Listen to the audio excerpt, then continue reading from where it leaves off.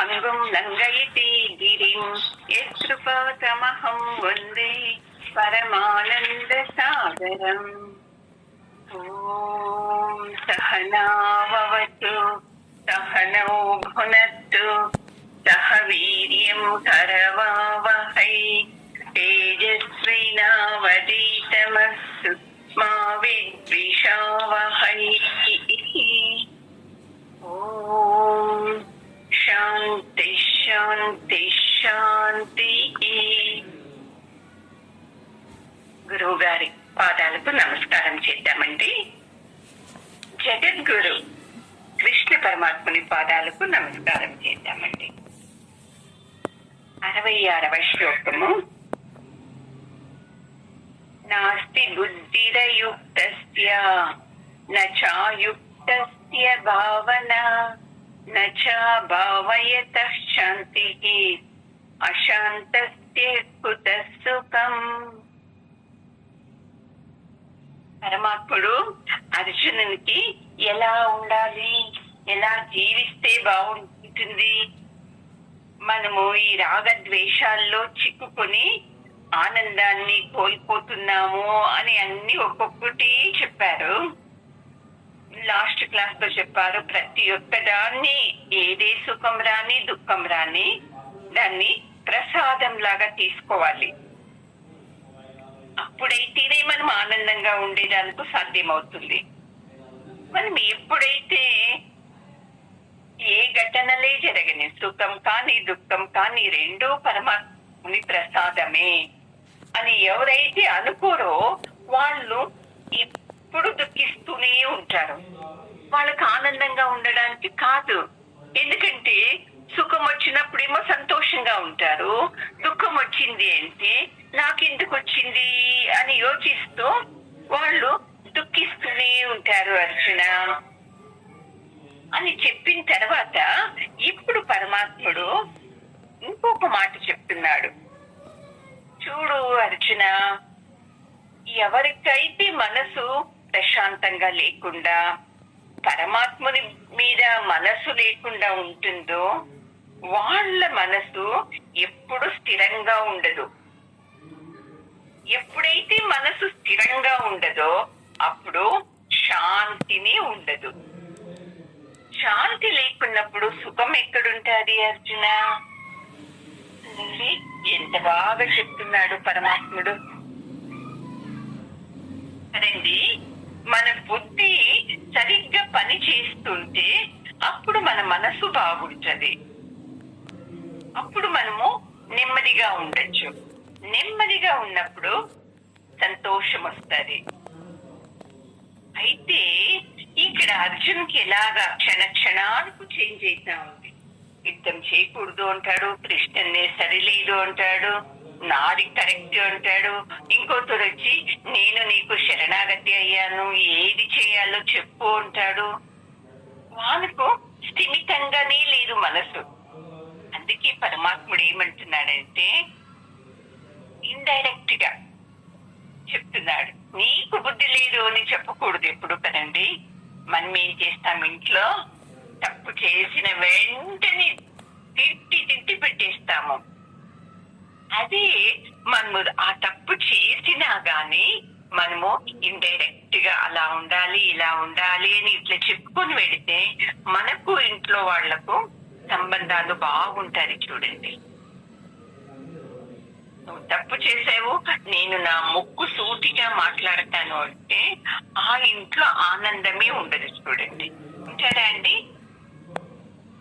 అందుకే మనము ఈ చంచలమైన మనస్సుని వదిలించుకోవాలి అంటే బుద్ధితో యోచించాలండి. మనకి ఎందుకు చంచలత్వం అంటే మన బుద్ధిని ఉపయోగిస్తా లేదు. మనసు ఏం చెబితే అది చేస్తున్నాము. అది తప్పు, వాళ్ళతో మాట్లాడకూడదు, వీళ్ళతో మాట్లాడకూడదు అంటది మనసు. అలాగే చేస్తాము. అది మనసుని బుద్ధి చేతికి ఇవ్వండి, అది ఎంత బాగా చెప్తాది. వాళ్ళు ఎలాంటి వ్యక్తులన్నా కానీ నేను మాట్లాడతాను, గౌరవంగా మాట్లాడతాను, తర్వాత వాళ్ళ ఇష్టము. ఇలా మనకు బుద్ధి చెప్పింది అనుకోండి, మన మనసు ప్రశాంతమైపోతుంది. లేకుంటే బాగున్నారా, టిఫిన్ అయిందా, ఒక మాట మాట్లాడేస్తే మనం ఏమి తక్కువ కాము కదండి, ఇంకా మనమే గ్రేట్ అవుతాము. అందుకే అర్జున, నీ సుఖంగా ఉండాలి అంటే నీ మనసు శాంతిగా ఉండాలి. నీ మనసు శాంతిగా ఉండాలి అంటే నీవు బుద్ధిని ఉపయోగించాలి. బుద్ధిని ఉపయోగించావంటే నీవు అందరితోనూ బాగుంటావు, నీ మనసు చంచలత్వము తగ్గుతుంది అర్జున అని చెప్తాడు. అర్జునుడికి ఏంటి చంచలత్వమా, నాకు అలాంటి లేదు కదా, నేను స్థిరంగా ఉండేవాడిని కదా అని. ఎందుకంటే మనందరికీ అలాగే కదండి, నేను సరిగ్గా ఉన్నాను, ఎదుటి వ్యక్తి సరిలేదు, ఇది స్థిరమైపోయింది మనకు.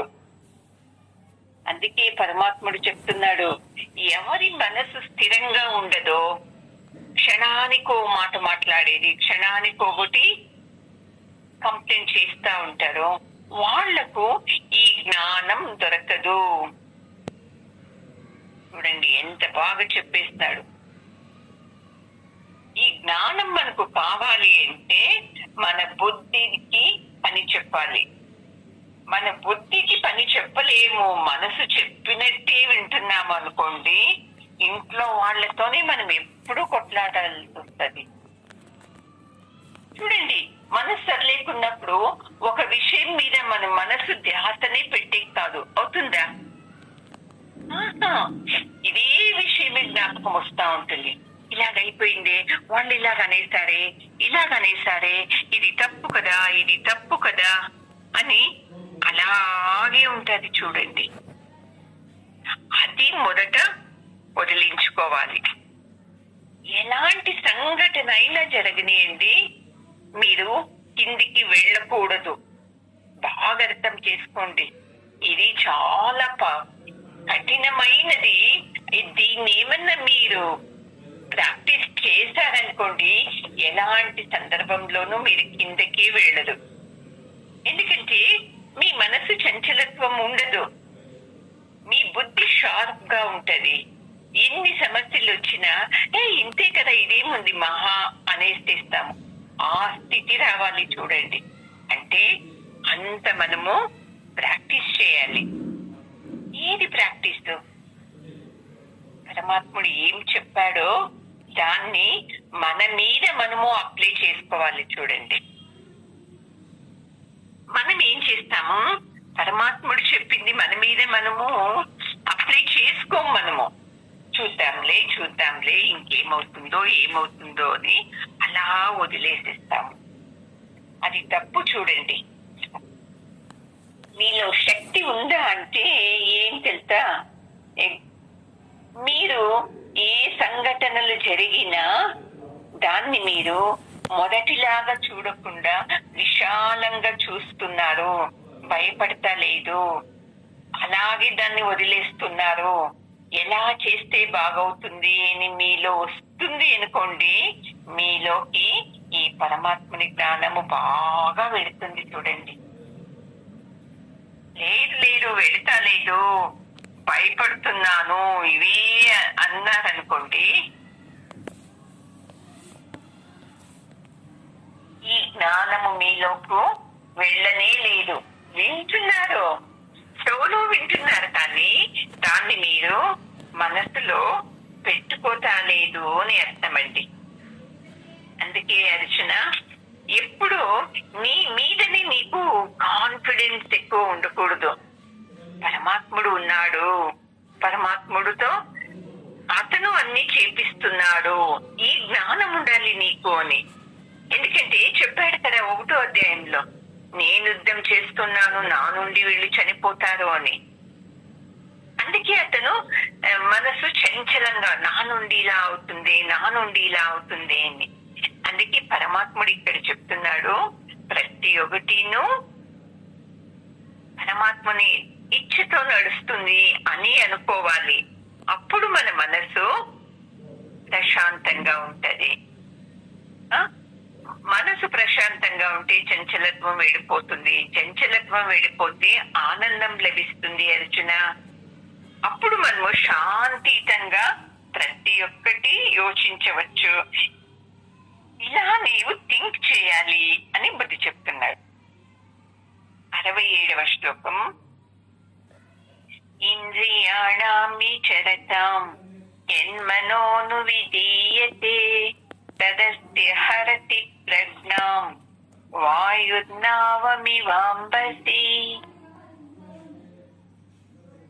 చూడండి ఎంత బాగా చెప్తున్నాడు. ఇప్పుడు ఒక పడవ వెళ్తూ ఉంటది, ప్రశాంతంగా ఉంటది, నీళ్లు నదిలో నిదానంగా వెళ్తూ ఉంటుంది.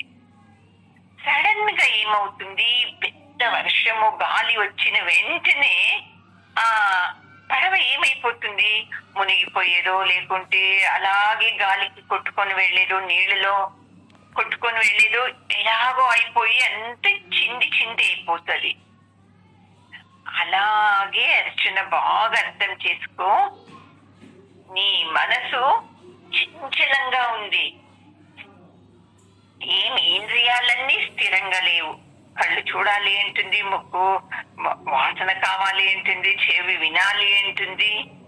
ఇలా ఇంద్రియాలన్నీను వేరే రూట్ లో వెళుతుంది. ఎవరి ఇంద్రియాలు స్థిమితంగా లేకోకుండా అయ్యో అది వెళ్ళాలి, ఇది తినాలి, అది చూడాలి అంటుందో వాళ్ళ బుద్ధి సరిగ్గా ఉండదు అర్జున. చూడండి ఎంత బాగా చెప్పేసి పరమాత్ముడు. ఎందుకంటే అర్జునులకు యుద్ధం చేయకూడదు, వద్దు వద్దు అంటున్నాడు కదా. అందుకే పరమాత్ముడు ఇలా ఒక్కోటి ఒక్కోటి చెప్తున్నాడు. చూడండి బాగా అర్థం చేసుకోండి. మొదటిలాగా మన ఇంద్రియాల్ని ఎలాగంటే అలాగ వదిలేయకూడదు. మొదట అలాగే కదా మనము వాళ్ళని తిట్టాలి అంటే వాక్ మాటని కంట్రోల్ చేసుకోము, కోపంని కంట్రోల్ చేసుకోము.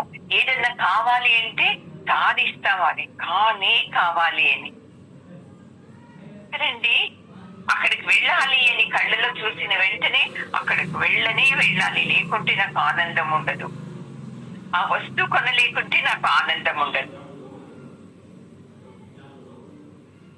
నా మాట వినుకుంటే నాకు ఆనందం ఉండదు.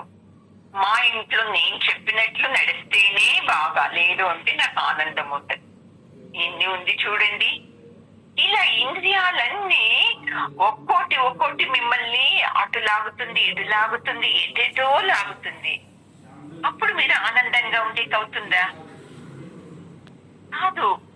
ఏ మాట అయినా ఇలా వెళ్ళాలా, అలా వెళ్ళాలా, ఇలా వెళ్ళాలా అని ఎంత దుఃఖిస్తూ ఉంటారు. అందుకే ఈ ఎగ్జాంపుల్ ఇచ్చారు. ఎక్కువ గాలి వచ్చేటప్పుడు ఎంత ప్రశాంతంగా ఉండే నదిలో ఆ పడవ ఏమైపోతుంది, ఆ గాలి చేతి దీనికి అలాగే మునిగిపోతుందో వెళ్ళిపోతుంది, ఏదేదో అయిపోతుంది. అలాగే చూసుకోండి, మీ మనసులోని విషయాలు బలంగా ఉండకూడదు ఎప్పుడే కానీ. అది కావాలి, ఇది కావాలి, అది వద్దు, ఈ మనిషి వద్దు, ఆ మనిషి కావాలి, ఇలా అనుకున్నారనుకోండి, అప్పుడు ఏం చేయాలి అయితే తెలుసా, కోపం ఎక్కువ వచ్చేస్తుంది మనిషికి. అవును నేను అనింది కరెక్ట్, నా మాటే వినాలి అని. అప్పుడు మనము సరిగ్గా పని చేయలేం. మనము చూడు అర్జునుకు నా మాట వినాలి, యుద్ధం వద్దు, వెళ్ళిపోతాము, ఇది చెప్తున్నాడు. ఆ మనసులో అది ఉన్నప్పుడు అవును నేను క్షత్రియుణ్ణి, నేను యుద్ధం చేయాలి, ఇది నా ధర్మము, ఇది రానే రావట్లేదు. పరమాత్ముడు ఎంత చెబుతున్నానో వస్తలేదు. ఇంట్లో అంతే కదా, మనకు కోపం వచ్చినప్పుడు మీ ఆయన మీ అత్త అలా కాదమ్మా, ఇలాగా యోచించు, ఇది మంచిది కాదు అంటే వింటామా మనము? మీకేం తెలియదు, ఊరుకో ఉండండి, నాకు తెలుసు అని ఆ కోపంలో ఇంకా అందరితోనూ కొట్లాట పెట్టుకుంటాం. అందుకే బుద్ధి అనేది చాలా హుషారుగా ఉండాల. మనసులో వస్తుంది వాళ్ళని కొట్టు, వాళ్ళని తిట్టు అని. ఎందుకు తిట్టాలా, ఎందుకు కొట్టాలి? అనవసరం కదా. చిన్న విషయాన్ని ఇక్కడికి తుంచేయాలి. బుద్ధిమంతుడు ఎప్పుడు తెస్తా అండి, ఎలాంటి సంఘటన జరగని చక్కని అక్కడికి దాన్ని కట్ చేసేస్తాడు. దాన్ని పెద్దగా చేసుకుని వెళ్ళడు. అయితే బుద్ధి లేని వాళ్ళు ఏం చేస్తారు, చిన్న విషయాల్ని మాట్లాడి మాట్లాడి నువ్వు అలాగంటివంట, నీవు ఇలాగంటివంట, నేను అలాంటిదన్నా, నేను అలాంటిదాన్నా అని అందరితో చెప్పుకొని చెప్పుకొని చెప్పుకొని పెద్దగా చేసేస్తారు. బాగా తెలుసుకోండి, మీరు ఎలాంటి వాళ్ళని మీ మనసుకు తెలవాలి. నేను వచ్చి నువ్వు చాలా మంచిది అంటే అప్పుడు నీకు సమాధానం కాకూడదు. ఇంకొక ఆమె వచ్చి అయ్యో నువ్వు చాలా మంచిది, ఆమెనే సర్లేదు అంటే అప్పుడు నీకు సమాధానం కాకూడదు. 100 మంది వచ్చి నువ్వు సర్లేదు అన్నాను, మనం ఎలా ఉండాలి? నిశ్చలంగా ఉండాలి. చూడండి, మహాత్మా గాంధీ ఇది సాధించారు. చూడండి, 1000 మంది వచ్చిన వాళ్ళను లేదు మీరు చేసేది సరిలేదు, ఇది అబద్ధము, ఇది సరి కాదు అన్నాను, వాళ్ళు కొంచెము కదలాడతా లేకుండదు మనసు నుండి. ఈ స్థితి మనకి రావాలి. చూడండి ఎలా వస్తుంది. మన చంచలమైన ఇంద్రియాలన్నీ మనము నిగ్రహిస్తూ బుద్ధి చెప్తూ ఉండాలి. ఎందుకు ఇలా యోచిస్తావు? అనవసరంగా చిన్నగా జరిగిన దాన్ని పెద్దగా ఎందుకు యోచిస్తావు? ఊరికే ఉండదు కాద నీకు అని మనసుకు తిట్టండి, చక్కని అది వేరే యోచిస్తుంది. మనము చెప్తామా? చెప్పము. అందుకే మీ జీవితంలో సుఖాల కింద దుఃఖాలే ఎక్కువ కదండి. ఏదే సంఘటన జరిగిన మీరు అక్కడికి నిలబడిపోకూడదు. అయ్యో ఎందుకు లేపాయి సత్సంగం, ఇంకా చాలు, ఇంత సత్సంగం విన్నా నా సమస్యలే పరిష్కారం అవుతా లేదు కదా, ఎందుకు ఈ సత్సంగము వద్దు అని మీరు వదిలేశారనుకోండి, ఇంకా మళ్ళీ మీరు పైకి లేవలేరు కదండి. ఇప్పుడు చూడండి, అంత పెద్ద గాలి ముందు పడవ ఏమైపోయింది? దిక్కాపాలైపోయింది. అలాగే ఈ సమస్యల ముందు మన బుద్ధి, మన మనస్సు సరిగ్గా లేదు అనుకోండి, అది ఏమైపోతుంది? దిక్కాపాలైపోతుంది. అందుకే మన మనస్సు బుద్ధిని ఎవరైతే మన స్థిమితంలో పెట్టుకుంటారో వాళ్ళు ఎప్పటికీ ఆనందంగానే ఉంటారు. చూడండి, ఇది బాగా అర్థం చేసుకోండి. చూడండి, కొంతమంది చిన్న చిన్న విషయాలకి మనసు చాపల్యం నిండిపోతుంది. అయ్యో ఇలాగైపోయింది, ఏమవుతుందో, నా జీవితం ఏమవుతుందో అనేస్తారు. వాళ్ళు డిప్రెస్ కి వెళ్ళిపోతారు. చూడండి, పిచ్చి వాళ్ళు అయిపోతారు. కొంతమంది చూడండి, మనం టీవీ చూస్తూనే ఉన్నాం కదా, సూసైడ్ చేసుకునేస్తారు. లేదు అంటే తమల్ని తావే హింసించుకునేది, బ్లేడ్ తో చేయి కోసుకోవడము, రక్తం వస్తూ ఉంటే, లేదు అంటే తలకి బాగా గోడకేసి కొట్టుకోవడము. ఎందుకంటే వీళ్ళ మనసు వీళ్ళ స్థిమితంలో లేదు, ఇంద్రియాలు చెప్పినట్టే వీళ్ళు చేస్తున్నారు. అందుకే వాళ్ళు ఆనందంగా ఉండరు. ఎవరికైతే ఈ స్థితి ఉంటుందో చూడండి, బాగా అర్థం చేసుకోండి, మనము సంసారంలో ఆనందంగా ఉండటానికి కాదు. చూడండి, ఒకవేళ తప్పు జరిగినానో భయపడకూడదు, ఆ తప్పుని కరెక్షన్ చేసుకోవాలి, ఆనందంగా జీవించాలి. ఒకవేళ మీరు తప్పు చేయలేదు అనుకోండి, ఎదుటి వ్యక్తి మీ మీద నిందలు వేస్తేను దాన్ని అంతే ఈజీగా తీసుకొని ఆ వ్యక్తి ముందే మీరు పైకి రావాలి. ఇది జీవితం అంటే. చూడండి, లేదు అయ్యో ఇలా అన్నారే అన్నామనుకోండి, ఎలాగా ఆ గాలికి ఆ పడవ కొట్టుకొని వెళుతుందో అలాగే ఈ సంఘటనలకు మన మనసు కొట్టుకొని వెళ్ళిపోయిస్తుందండి. మన మనసు కొట్టుకొని వెళ్ళిన వెంటనే మనం ఏమైతామో డిప్రెస్ లెక్క వెళ్ళిపోతాము.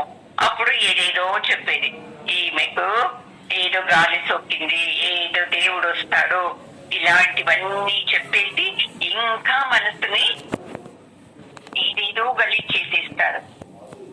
అందుకే వీటన్నిటి నుండి బయటికి రావడమే భగవద్గీత ఉద్దేశం. చూడండి, ఇది అర్జునుని సమస్య ఒక్కటి కాదు, అందరి సమస్యలు ఉంది. చూడండి, పరమాత్ముడు అందరినీను పెట్టుకొని చూడు, నీవు ఇలా ఉండు, నీవు ఇలా ఉండు అని ఎంత బాగా హెచ్చరిస్తున్నాడు చూడండి.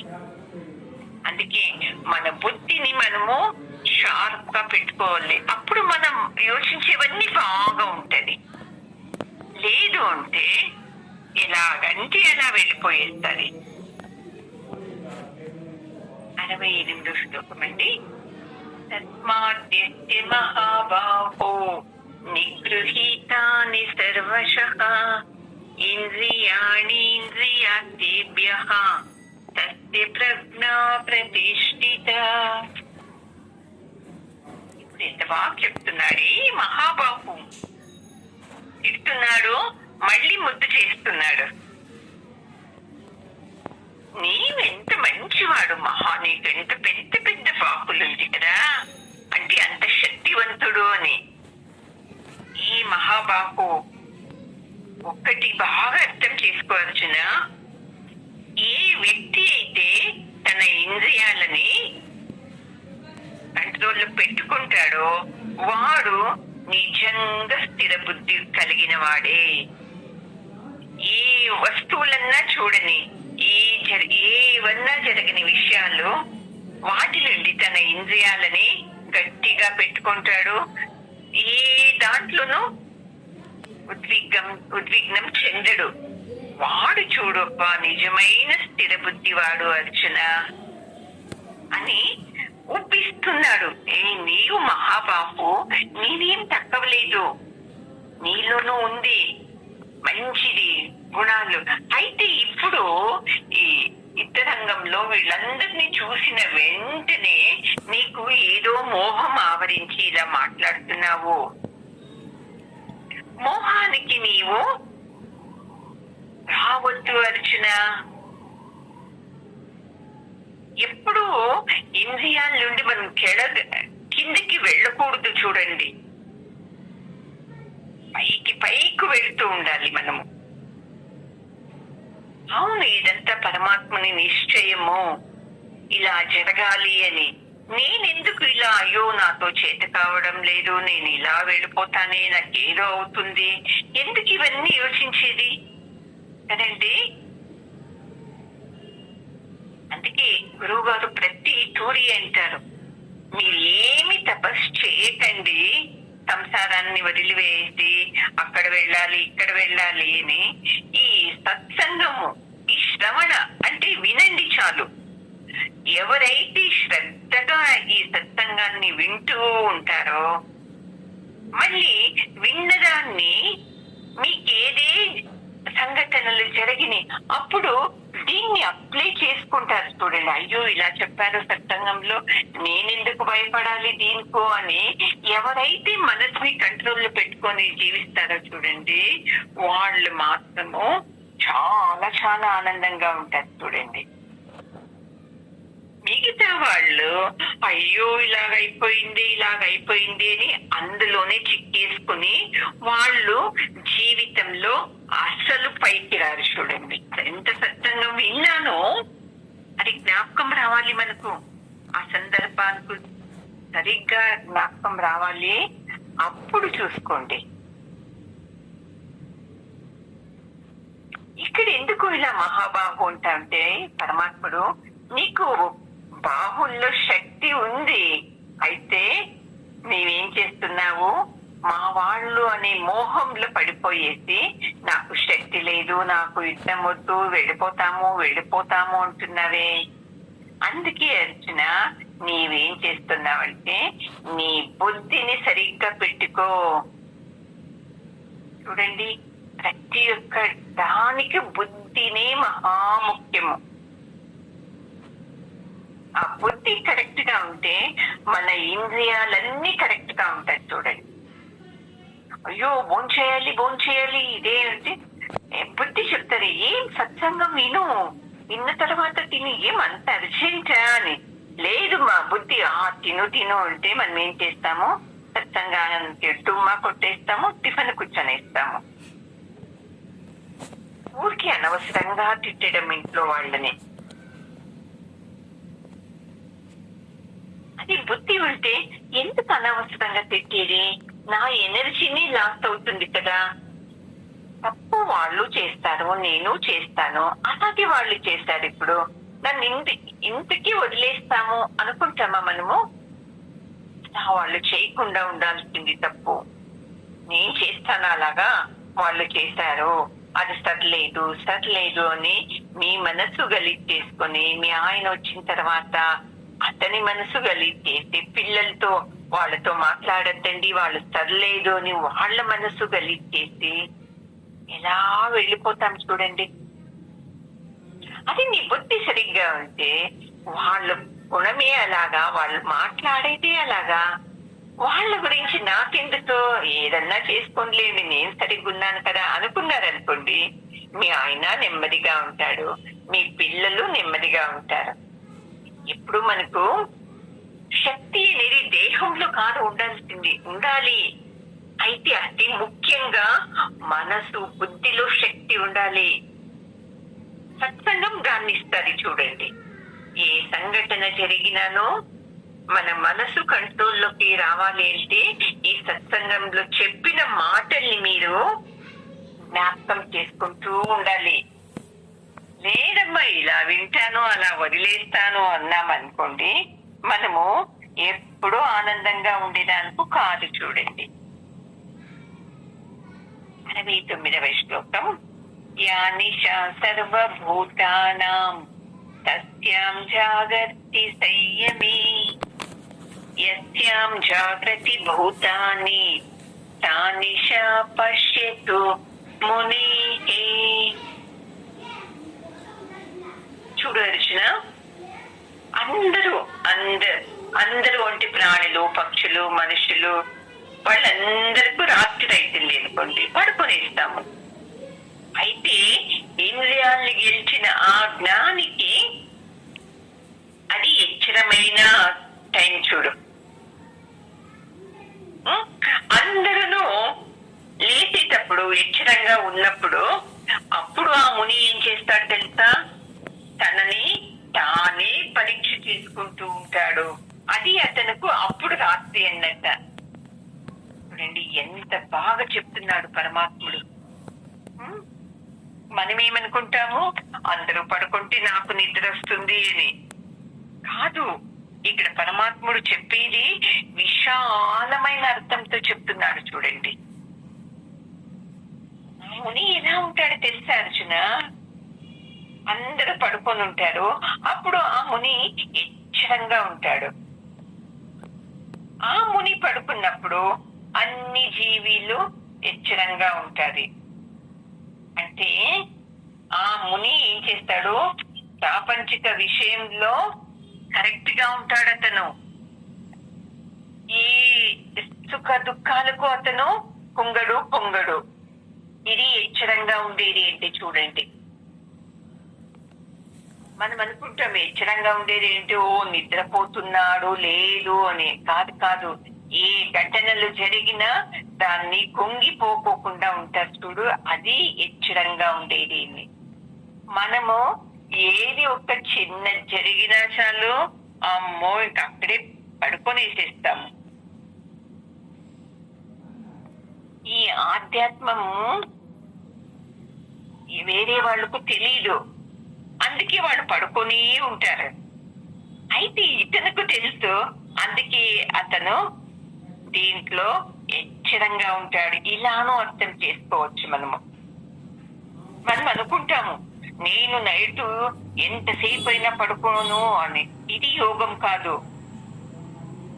ఈ విషయంలో ఈ ఆధ్యాత్మ చింతనలో ఎవరుంటారో వాళ్ళు సదా ఎచ్చరంగా ఉంటారు అని ఇలా మనం అర్థం చేసుకోవాలి. ఏ విషయంలో మనకు ఎప్పుడూ డిస్టర్బ్ అవుతా ఉంటుంది చూసుకోండి, ఆ విషయం నుండి మనము విత్డ్రా కావాలి. ఇది ఎచ్చరమైన స్థితి ఏంటి, నిజమైనది. పడుకోకుండా లేచి కూర్చున్నాను నైట్ 1 గంట, ఇది కాదు ఎచ్చరమైన స్థితి. ఏది జరిగినా, మన మనసుకు బాధ ఏది కలిగినానో, ఇంతే కదా, ఇది సామాన్యం కదా, అందరికీ వచ్చినట్టు నాకు వస్తుంది అని దాంట్లో నుండి మన మనసుని బయటకు తీయాలి. చూడండి, ఒకసారి గణపతి వ్యాసులకు మహాభారతం రాసిస్తా ఉంటారు కదా, అప్పుడు గణపతి ఒక ఒప్పందం చేస్తాడంట. చూడు స్వామి, నేను ఏమో రాస్తూ ఉంటాను, నీవు ఒకే సమంగా చెప్తూ ఉండాలి, స్టాప్ చేయకూడదు, అట్లయితే నేను రాస్తాను అని. అందుకు వ్యాసులు అంటారంట, చూడు నేను చెప్తూ ఉంటాను, నేను ఏం చెబుతానో దాన్ని నీవు అర్థం చేసుకొని రాయాలి అని. చూస్తారా ఎంత బాగా ఉంది. అందుకే మనము అర్థాన్ని ఇలా తీసుకోవాలి. ఏదే జరిగినే దాంట్లో మనము కొంచెం కూడా కంగారు పడుకోకుండా ఆనందంగా ఉన్నామంటే నీవు ఎచ్చరంగా ఉన్నావు. లేదప్పా, ఏది చిన్న జరిగినా మనము పొంగిపోతాము అంటే నీవు ఎప్పుడూ పడుకొని ఉంటావు అని అర్థము. చూడండి, మనము అపార్థము, మధ్యాహ్నం పొద్దు పడుకుంటే అయ్యో ఎప్పుడు పడుకుంటాము అని కాదు, బాగా అర్థం చేసుకోండి. నేను ఇక మీదట నా జీవితంలో ఏమి సమస్యలు వచ్చినా నా బుద్ధితో పరిష్కరిస్తాను, ఆనందంగా ఉంటాను అని మీరు అనుకున్నారనుకోండి, మీరు ఎచ్చరంగా ఉన్నారు అని. లేదప్పా, నాకే సమస్యలు ఎందుకు వచ్చింది, నాకే కావాలన్నా ఇవంతా అని కుంగిపోయారనుకో, మీరు లేచిన్నాను, మీరు పడుకున్నట్టే లెక్క అండి. ఇలా ఎవరు యోచిస్తారో వాళ్ళు సదా ఎచ్చరంగా ఉంటారు అర్జున. ఎందుకంటే ఇప్పుడు అర్జునుడు దుఃఖిస్తున్నాడు కదా, ఇలాగైపోతుంది, వద్దు యుద్ధమొద్దు అని. అందుకే అర్జునునికి నీవు ఎందుకు పడుకున్నావు ఇండైరెక్ట్ గా చెప్తున్నాడు, నీవు ఎచ్చరంగా ఉండు. చూడు, ఆ ముని ఎలా ఉంటాడు, స్థిత ప్రజ్ఞుడు ఎలా ఉంటాడు, సదా ఎచ్చరంగా ఉంటాడు అర్జున. ఏదే సమస్యలు రాని వాడు కుంగిపోడు. మళ్ళీ అతనుకు మోహము లేదు, అయ్యో ఇలా అయిందే, వీళ్ళు నా వాళ్లే, ఏమన్నా అవుతుందేమో, ఇవేమి ఉండదు. చూడు అర్జున, ఈ స్థితి రావాలి మనకు. ఆ స్థితి వచ్చింది అనుకో మనము ఆనందంగా ఉంటాము. లేదు అనుకో, నాకొద్దు యుద్ధము అని అర్జునుడు అంటాడు, మనం అంటాము వాళ్ళు మన ఇంటికి రావడం వద్దు, వీళ్ళు సరిలేదు వాళ్ళు సరిలేదు అని మనం ఇంట్లో అంటున్నాము. ఇదే వ్యత్యాసం చూడండి. అందుకే ప్రతి ఒక్క దానికి బుద్ధి హుషారుగా ఉండాలి. చూడండి, ఎచ్చరంగా ఉండాలి. ఏదే రాని అయ్యో పరమాత్మ నీవే సంకోచించాలి, ఏమప్పా వీళ్ళకి ఎన్ని సమస్యలు ఇస్తున్నానే అని. అప్పుడు పరమాత్ముడు భయపడాలి. మనం ఏం చేస్తున్నాము, రివర్స్ అయిపోయినాము. మనమే కొని తెచ్చుకున్న జీవితంలో నాకెందుకు ఇలా చేస్తావు, నేనేం తప్పు చేస్తాను అని పొంగిపోతున్నాము. ఈ భగవద్గీత జ్ఞానాన్ని మనం పెట్టుకోవాలి. సమస్యలకి భయం కావాలి అంట, అమ్మో వీళ్ళతో జ్ఞానం ఉంది, వీళ్ళ ఇంటికి నేను వెళ్ళకూడదు. ఒకవేళ సమస్య నేను వెళ్ళాలనుకోండి, వాళ్ళు ఎలాంటి సమస్యను తమ జ్ఞానంతో చూస్తారో నాకేమి అక్కడ పని ఉండదు, అందుకే వీళ్ళొద్దు బాబు అని సమస్య అనుకోవాలి. చూడండి, మనతో మనము ఏదో ఇంత జరిగిన వెంటనే ఓని ఏడ్చడము, ఆ సమస్య వచ్చి టెస్ట్ వేస్తుంది. చిన్న సమస్య ఏమైపోతుంది, మన అజ్ఞానంతో పెద్ద సమస్య అయిపోతుంది. ఎన్ని రోజులు నిద్ర ఉండదు, భోజనం ఉండదు, మనశ్శాంతి ఉండదు, ఇంకా ఏదేదో అవుతుంది కదండి.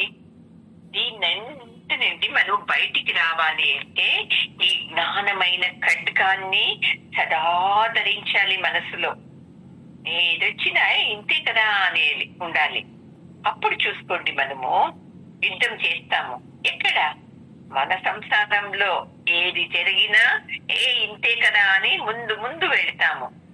అర్జునునికి ఈ జ్ఞానం లేనందునే నేనెందుకు యుద్ధం చేయాలి, నా వద్దు వద్దు అంటున్నాడు. అందుకే మన బుద్ధిని ప్రశాంతంగా పెట్టుకొని ఈ జ్ఞానంతో యోచిస్తాం అర్జున అని పరమాత్ముడు చెప్తున్నాడండి.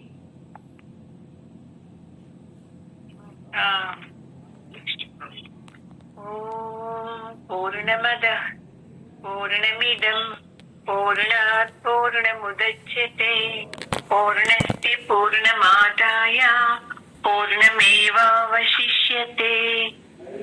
ఓం శాంతి శాంతి శాంతి.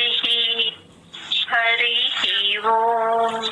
శ్రీ గురుభ్యో నమః. హరి ఓం.